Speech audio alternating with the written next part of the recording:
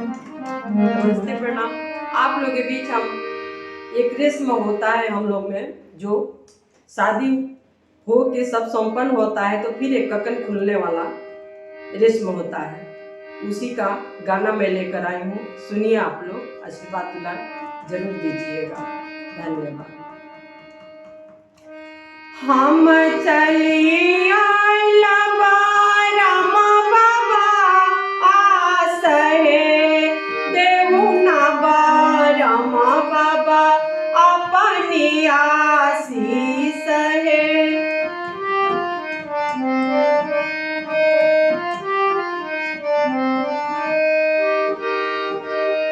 हम चली आइला कालिया मैया आस है, देहु ना कालिया मैया अपनी आशीष है।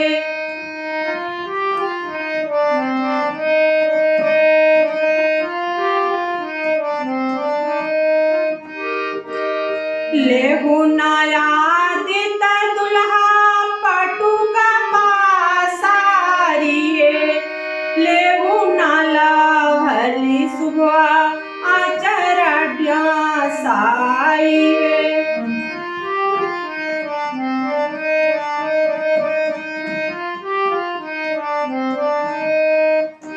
सबके सुहाग झरिया छोरी जासु है, बरम भव सुहाग जा नमये हावात है।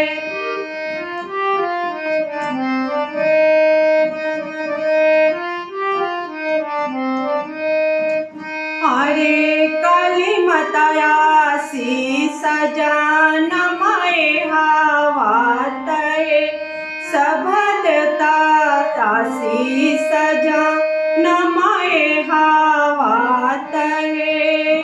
हम चली आइला राम बाबा आस है, देहु ना राम बाबा अपनी